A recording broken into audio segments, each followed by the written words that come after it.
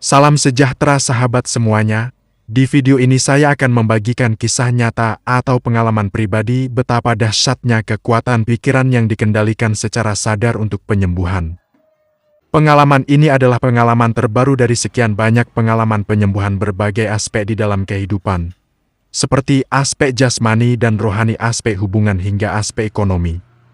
Kisah ini berawal dari keponakan yang mengalami gejala influenza, badannya demam dan menggigil. Awalnya kondisi ini dianggap wajar oleh orang tuanya karena saat ini musim penghujan, dan seperti lazimnya orang tua pada umumnya memberikan paracetamol, obat penurun panas, sebagai pertolongan pertama. Namun setelah 3 hari sakitnya tidak kunjung membaik. Bahkan keponakan saya ini merasakan otot-ototnya terasa ngilu dan sakit saat berjalan, dan singkat cerita dibawalah ia ke dokter dan dokter memvonis cikungunya. Setelah mendengar berita tersebut, saya berinisiatif berkunjung ke rumahnya karena sebelumnya saya melihat berita merebaknya wabah superflu yang masuk ke Indonesia. Sesampainya di rumah keponakan saya ini, saya mendapati tubuh lemahnya dan tidak ada keceriaan lagi di wajah anak yang masih bersekolah di kelas 1 SD ini. Saya bertanya sambil mengusap kepalanya. Dia bercerita sambil menangis. Setelah selesai mendengarkan keluhannya, saya mulai menyiapkan langkah-langkah penyembuhan bioenergi atau biofield. Saya mulai dengan menyiapkan 1 gelas air putih dan mulai menyetel musik relaksasi melalui YouTube. Saya memilih frekuensi 852 untuk menemani dan membantu penyembuhan ini, lalu memulai langkah awal untuk mengakses kekuatan pikiran super dari keponakan saya ini, di bawah alunan musik frekuensi 852 sambil mengusap lembut kepalanya. Saya perintahkan ia untuk menarik nafas panjang. Saya perintahkan proses penarikan nafas panjang ini 3 kali. Saya perhatikan kondisinya sudah menjadi rileks. Lalu saya lanjutkan dengan dialog. Saya ajukan pertanyaan kapan bermain kejar-kejaran dengan teman-temannya. Ia merespon dengan mata tetap terpejam di bawah hipnosis yang saya arahkan. Ia menjawab hari Jumat, setelah olahraga di sekolahan. Saya tanya detail siapa nama-nama temannya dan pakaian apa yang dikenakan.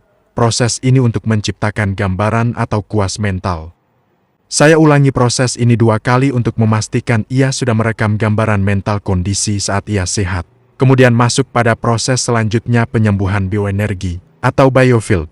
Proses selanjutnya saya perintahkan dia membayangkan cahaya terang. Di momen ini saya harus mendapatkan konfirmasi. Lalu saya bertanya apakah ia sudah melihat cahaya itu. Dia menjawab melihatnya. Lalu saya pastikan kembali dengan bertanya warna apa cahaya yang dilihatnya.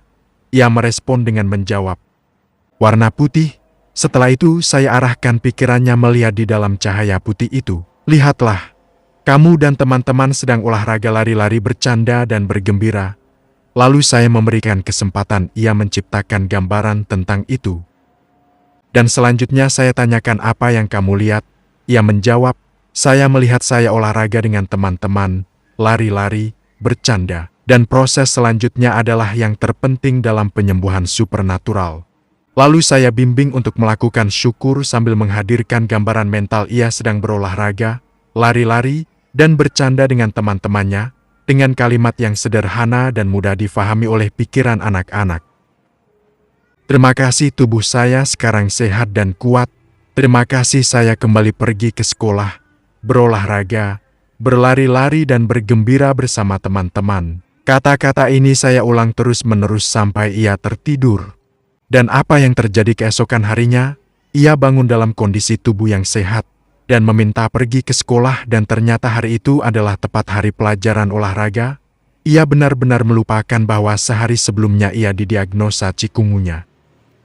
Sahabat semuanya, inilah sedikit gambaran kekuatan pikiran yang dapat menciptakan realitas dengan gambaran atau asumsi pikirannya. Dan pikiran anak-anak yang polos, netral memiliki daya ajaib yang sejatinya semua itu adalah anugerah karunia bagi setiap individu.